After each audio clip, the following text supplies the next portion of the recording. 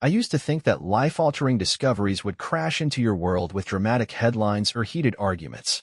But for me, it all started with something so small, it almost didn't register, a tiny bit of foil lying on the bathroom rug. The second I walked in, that little shimmer grabbed my attention. I hadn't turned the lights on, just a sliver of morning sunlight stretched across the floor. I froze for a moment, not wanting to step on anything sharp. Rebecca, my wife, hadn't mentioned dropping anything, but it wouldn't have been the first time something ended up somewhere it shouldn't. So I bent down to take a closer look. What I saw was a small, round piece of foil, no bigger than the tip of my pinky. It looked familiar, like the kind of seal left behind after pushing a pill out of its pack. One side was plain, but the other had a number on it, too. That made me stop and think. It was Thursday, so that foil had to be from Wednesday's pill. Thing is, I wasn't taking any medications. I was 37, healthy as could be, aside from the occasional aspirin. As far as I knew, Rebecca didn't take any regular medication either. We both had clean bills of health at our last checkups. No prescriptions, nothing ongoing. So why would there be a foil tab from a daily pill pack on our bathroom floor? I tried to brush it off. Maybe it was just part of a package we tossed without thinking. But something about it didn't sit right. A tight, uneasy feeling started to form in my stomach. The only daily pills we used to keep around were Rebecca's birth control pills. That was back before I got a vasectomy. We talked it through and decided not to have more kids. She had been on the pill for a long time, but once I got the procedure, she said she didn't need them anymore. Yet there I was, holding a piece of a birth control packet, Wednesday's pill, specifically. A cold wave crept over me. If she was still taking the pill, then there had to be a reason. And if she was trying to avoid getting pregnant, it meant one of two things. Either my vasectomy hadn't worked, or she was with someone else. Now, years ago, I might have just asked her straight out. But something in me told me to pause and think it through. I've always been the type who likes to gather the facts, comes from years of engineering work where every detail matters. So I made a decision. I'd collect more information before saying anything. I cleaned up the foil and placed it exactly where I'd found it, making sure the bathroom looked untouched. Then I left for work, my mind tangled with questions I couldn't shake. At the office, I couldn't focus on the new contracts waiting on my desk. Instead, I started researching private DNA test kits and hidden surveillance gear. My thoughts had taken a darker turn, but I needed answers. If Rebecca had been unfaithful, I wanted to know who, how long, and whether our two kids, Lucas and Ella, were really mine. We had two beautiful kids. Lucas was 6, Ella just 4. I'd always believed they were mine, no question. But now, that seed of doubt was there. If she'd been hiding the pills, what else could she have lied about? I didn't want to believe it, but I needed the truth. So I ordered what I needed: tiny cameras, voice recorders, phone cloning software, and a couple of DNA kits. It made me feel sick to do it, like I was crossing a line, but I told myself it was for the greater good. I needed rock-solid proof before I risked tearing our lives apart. Waiting for those packages felt like an eternity. In the meantime, I kept an eye on Rebecca, hoping I'd catch something, anything, that explained what was going on. But she acted completely normal. No change in her schedule, no mysterious outings. Our intimacy was routine, once or twice a week, usually before the kids woke up. She didn't rush to shower off any strange scents, didn't switch perfumes or start dressing differently. If she was hiding something, she was playing it close to the vest. Then Thursday rolled around. I got the notification at work. The packages had arrived. I'd had them sent to my office to avoid any awkward questions at home. That afternoon, I told Rebecca I had a light day and headed home early. Our au pair was there, feeding the kids, which gave me the perfect window. While she was busy, I slipped upstairs and placed the cameras in key spots: the bathroom, living room, and bedroom. I figured those were the most likely places to catch something if there was anything to find. The bathroom was especially important. I needed to know if she was still taking the pills. That night, after the kids were tucked in, I gently swabbed the inside of their cheeks with the test kits. I tried to make it seem like a fun little game, and they just laughed, thinking Daddy was being silly with a cotton swab. I swabbed myself too and packed up the samples to send them off. The lab promised results in about 2 days from when they received them. Later that evening, Rebecca came home at her usual time. We chatted like always about work, the kids, and what to watch before bed. But something had shifted. I felt like a stranger in my own marriage, like I was watching our life from the outside in. While she was in the shower, I stepped outside and slid a recorder under the seat of her car. I also cloned her phone, pulling all her texts and emails. But when I went through her messages, I didn't find anything suspicious. No flirty texts, no strange calls. Nothing that pointed to an affair. That either meant I was completely off base, or she was covering her tracks really well. The weekend went by like normal.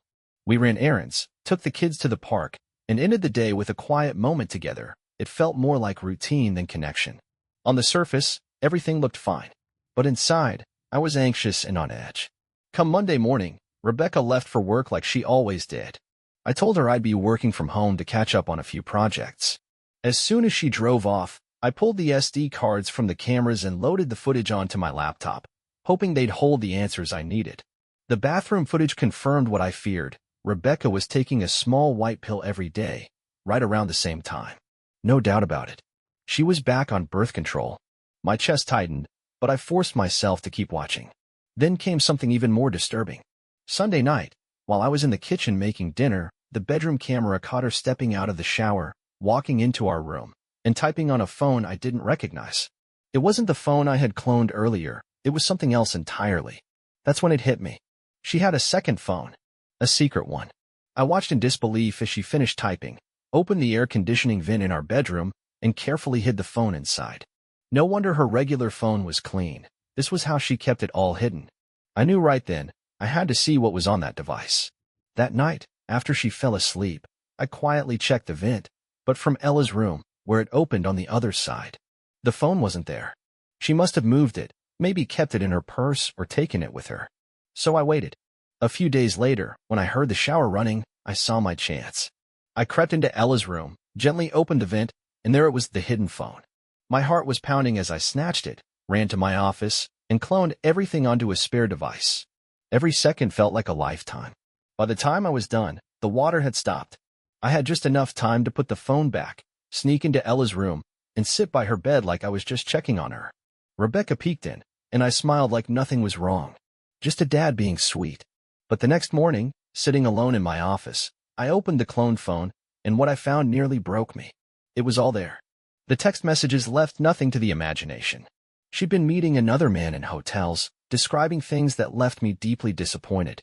They laughed about how clueless I was. Even talked about planning around my business trips. There was no name mentioned in the texts, which told me all I needed to know. This was someone close, someone she worked with, someone she didn't want to risk identifying. I sat there in silence, tears running down my face. I didn't even hear the intercom buzz from Samantha, my secretary. Eventually, she knocked and came in. Found me slumped over my desk. Samantha was sharp, no nonsense, and always professional. But when she saw me like that, she stepped in, closed the door, and handed me a box of tissues. What happened? She asked softly. I told her everything. The foil, the pills, the cameras, the second phone. I felt small, humiliated. But she just nodded and listened. Then she said, Ethan, we need a plan, and we need all the facts. Did you test the kids? I admitted I had. She nodded again. Good. You need the truth. Then you decide how to move forward. She handed me a plane ticket. You've got a sudden emergency at the Seattle branch, she said. You'll be gone until Wednesday. I blinked. We hadn't talked about any trip. Trust me, she said. If you stay home now, Rebecca's going to get suspicious. We'll say it's urgent. She even texted Rebecca from my phone, something about a crisis in Seattle. Rebecca replied almost immediately. Said she was sorry to hear it and hoped I'd be back soon. Samantha didn't stop there. She gave me the name of a divorce attorney, her close friend Catherine, who had helped her through her own rough split years ago. By that afternoon, I was sitting in Catherine's office, still in shock. She listened carefully, asked the right questions, and laid out my options. Option 1, do nothing. Option 2, file for an amicable split. Or option 3, go full scorched earth, file for divorce on the grounds of infidelity, cut off her access to my assets, and protect everything I'd built. Doing nothing wasn't even on the table. Filing amicably? Why should I give up half of everything, especially if the kids weren't even mine? I looked her in the eye. I want the nuclear option, I said, my voice shaking with rage. Catherine nodded. Then we do it right. First, we build a case. I need that cloned phone. I handed it over without hesitation. Samantha took me to a quiet hotel and told me to get cleaned up, order some food, and stay away from the minibar. You need to think straight, she said. This isn't over. But honestly, I couldn't think straight. My whole life had just imploded. The only thing keeping me from falling apart completely was the hope, however slim, that the kids were still mine. Or maybe I was just wrong about all of this. Maybe it wasn't what it looked like. But deep down, I knew better. The next morning, I got a message from the DNA company. Results would be available that afternoon. I couldn't bring myself to check. My hands trembled just thinking about it. Samantha noticed. She quietly took my phone, opened the test results page, then frowned. "They're not in yet," she said gently, handing the phone back. "We'll check again in a little while." In the meantime, I had to shift focus. Samantha reminded me that over 100 employees relied on me. If Rebecca went after my assets and the company got caught in the storm, it wouldn't just be me who suffered. It'd be all those families too. That snapped me out of my haze. I had to think like an engineer again, step by step, strategy first. Samantha and I went to see my longtime business attorney, Adam Clark. He's been with me from the early days, and I trusted his judgment. First thing he reminded me of was our prenup. Every partner in our firm was required to sign one before marriage, to protect the company from exactly this kind of situation. According to the agreement, Rebecca couldn't touch the business. She could only go after my personal assets, things like my salary, the house, my 401k. That was some relief. Adam leaned back and said, "Here's what you do. Buy out David. He's been hinting he's ready to sell anyway. Then move as much of your liquid assets into the company as possible, even if you have to take out a loan. That way, it's locked down behind a firewall she can't breach." It sounded like a mountain to climb, but it was better than letting Rebecca walk off with half of everything. So I called David. At first, he just asked, "Why now?" And I told him straight, "Rebecca's been cheating. Maybe from the very beginning." He went quiet for a moment, then told me he was sorry. Said he'd sell most of his shares, keep just 4%, so he could stay on as a consulting engineer. We started drawing up the paperwork right away. Later that day, Samantha and I were having lunch when the DNA results came in. She checked them first. I watched her expression shift. She looked at me and said, "I'm so sorry, Ethan." I took the phone, hands trembling. The results were clear. Both kids were fathered by the same man, but not me. My son, my daughter, the ones I'd rocked to sleep, taught to ride bikes, held when they cried. They weren't mine. A fire lit in my chest, hotter than anything I'd ever felt. I couldn't breathe. Samantha reached across the table and said, firmly, "Stay focused, or you'll lose everything." She got me up and out of there, drove straight back to Catherine's office. When we walked in, Catherine already had more news. "We got a preliminary report from the private investigator," she said. "Rebecca had a man over last night. We've got footage of him entering your home. Used his own key." My stomach dropped. Later, I watched the camera footage. He walked in like he belonged there. And then, my son, no, her son, ran up to him shouting, "Daddy Charles." I broke down. Just completely lost it. That one word, Daddy, said it all. It wasn't just an affair. It was a whole secret life. And the man?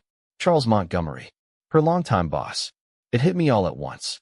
This might have been going on since before we were even married. Catherine was already thinking 2 steps ahead.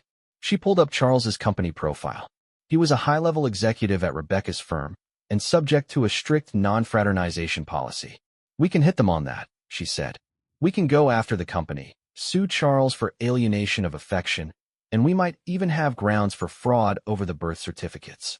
She started listing off legal strategies, each one more devastating than the last. She was fully on board with going nuclear, and honestly, I was too far gone to back out now.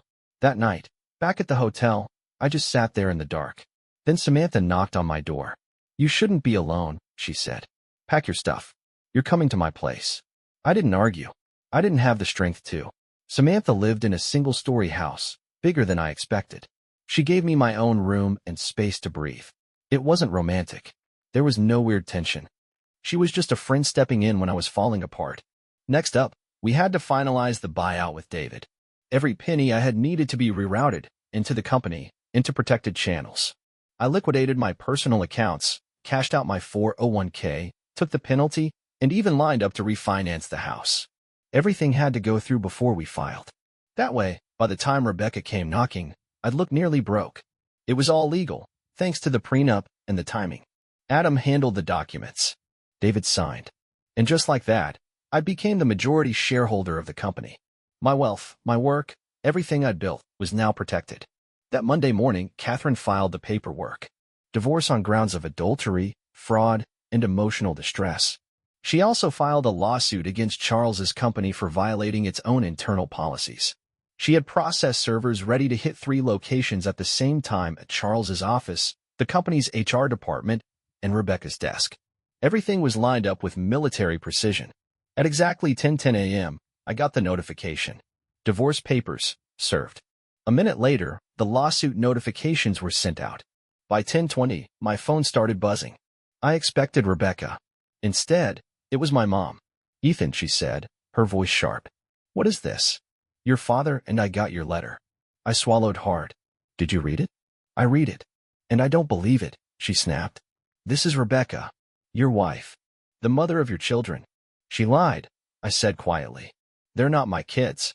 There was a pause. Then she said, "They are your kids. In every way that matters." "No, Mom. They're not. You raised them. You taught them everything they know.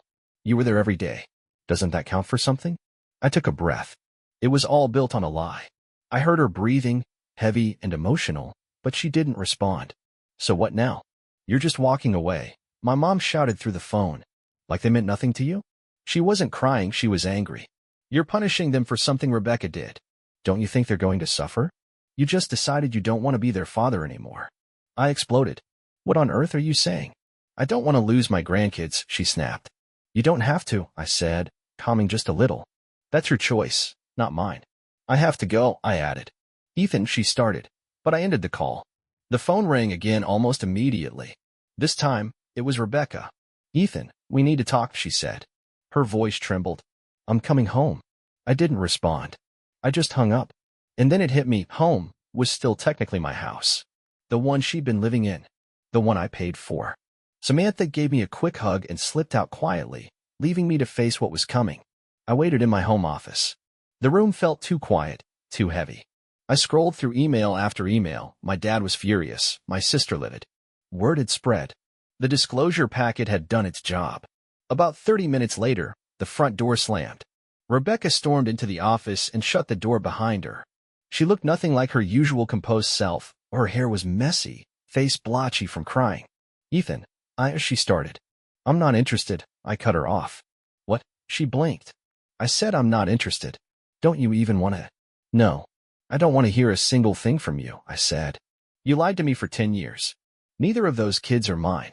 You talked me into that procedure, and all the while, you were still on the pill, just to keep seeing Charles behind my back." Her eyes went wide. "So no, Rebecca," I said coldly. "I don't care what you have to say. My lawyer's contact info is in that packet you got when you were served. If you've got something to say, tell her." She stiffened. "What about the children?" I stared at her. "What children?" I asked. "I don't have any children. And if it were up to you, I never would." I shook my head.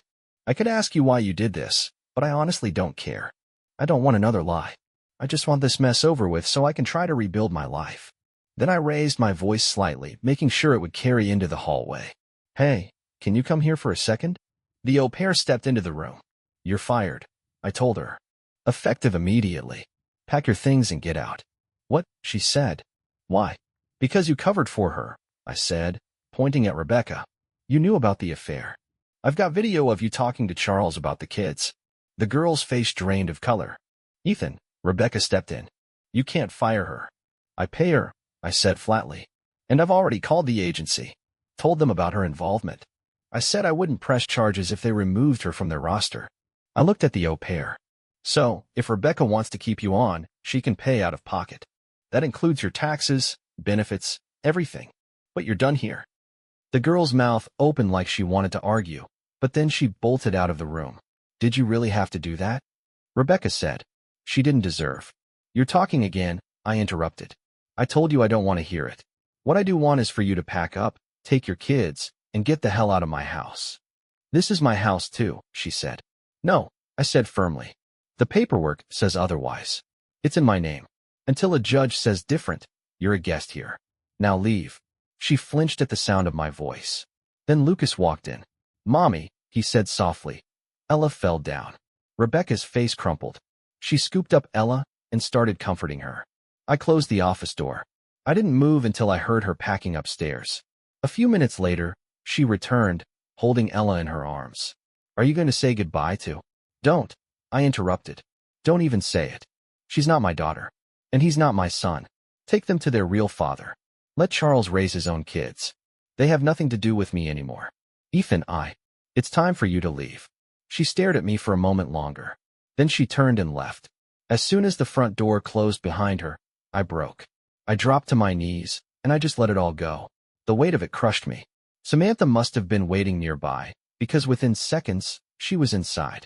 She wrapped her arms around me and didn't say a word. Just held me while I let everything out. Her presence was calming, quiet, and strong. We heard Rebecca's car pull away. My phone buzzed nonstop, calls, texts, voicemails. I ignored every single one. For the first time in a week, I didn't want to talk to anyone. I told Samantha I felt like disappearing, just vanishing from my life. She nodded and said gently, we still have things to finish. Let's get through it first. And she was right. We had to finish the legal lockdown on the business. The HR lawsuit was moving. Everything had to stay airtight. But then came another hit. A few hours later, I got an email. Rebecca had filed a restraining order against me. She claimed emotional harm and said she felt unsafe. The order barred me from entering my own house until a court hearing. It was a tactical move, clearly orchestrated by her lawyer to spin the narrative. But Catherine was ready for it. She reminded the court that I was the one who installed the cameras, gathered all the evidence, and uncovered the fraud. Rebecca was trying to play the victim, and I wasn't about to let her rewrite the story. The judge overturned the restraining order not long after. Rebecca moved back in with her parents. Meanwhile, Charles lost his job due to issues with the company's policies and his personal conduct. Lawsuits started flying in every direction. In the end, Charles's employer cut me a hefty settlement check. As for Charles, he faced legal consequences for his actions and had to pay me a decent sum. That money went straight to covering the pension fund loan I'd taken out. But honestly, I was numb through most of it. The real pain wasn't about money or court victories. It was losing Lucas and Ella. I still loved those kids, but I couldn't bring myself to see them. Maybe that makes me a coward, I don't know. But every time I thought about them, all I could see was his face. They'd probably forget me soon enough anyway. Rebecca tried using them to pull at my heart, asking me to stay involved, begging me not to walk away. But I wasn't ready. I couldn't be that man anymore. Weeks turned into a month. I sold the house, took a loss, and moved out. I couldn't stay in that place. It had become a monument to betrayal. Samantha let me crash in her spare room for a while.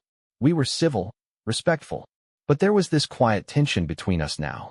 She was all business at work, but outside of that, she kept checking on me, like she was watching to make sure I didn't fall apart. The day my divorce was finalized, I was sitting at my desk. The envelope came in the mail. I opened it. Inside was the final decree. Just like that, I was legally free from Rebecca. I felt mixed. Relieved, yeah, but also kind of hollow. Then my phone rang. It was Samantha. Her voice was calm but heavy. Charles Montgomery is dead. My mouth went dry. What? His wife found him with Rebecca again, she said. It ended tragically. I just sat there, stunned. Couldn't say a word. I wasn't sure if it was karma or just more tragedy, but I'll be honest, I didn't feel sorry for him. Couldn't have happened to a nicer guy, I muttered. I waited for Samantha to scold me for saying that. She didn't. She just nodded. A minute later, she walked into my office holding another envelope. This came for you too, she said. It was the final settlement check from Charles's portion. Enough to fully clear the last of my debts. For the first time in a long while, I was financially free. I let out a breath I didn't even know I'd been holding and leaned back in my chair. My marriage was over. The illusion of fatherhood? Gone. The man who broke up my family? Dead. But somehow, I was debt-free, sitting in my office with a future wide open. Then Samantha did something I didn't expect. She closed my office door, walked up to me, and kissed me confidently, without any hesitation. When she pulled back, my heart was thudding for a whole different reason. She smiled at me, soft and steady. For 10 years, I've looked out for you, she said. You're the most decent man I've ever known. You never once crossed a line, not even when your world was falling apart. She took my hand. I've waited a long time, Ethan. If you'll let me, I'd like to show you that not every woman lies. Not every love story ends in heartbreak. My mind reeled back over all those years. Her quiet loyalty. The way she went to war for me when the truth came out. the way she never asked for anything in return. And then I remembered something Dr. Foster once told me: vasectomy reversals had a solid success rate. For the first time in months, I felt a flicker of hope. Fatherhood wasn't off the table forever. Still a little breathless from that kiss, I looked at Samantha and asked, "So, how many kids do you think we should have?" She grinned. "At least 2, she said, her eyes lighting up. "But let's just see where it goes." And in that moment, something clicked. My whole life had flipped upside down. But for the first time in forever, I didn't feel stuck. I didn't feel broken. I felt free. I'd gotten my closure emotionally, legally, and personally. And yeah, a part of me would always hurt for those 2 kids I once believed were mine. But I also knew I had a shot to rebuild with someone who had stood by me through it all. I nodded slowly, and Samantha leaned in and kissed me again. That's the moment my old life ended and a brand new chapter began. No more lies. No more weight. Just a clean slate and the hope of something real. And maybe, just maybe, the heartbreak had been the cost of freedom. And you know what? Maybe that was a fair price after all.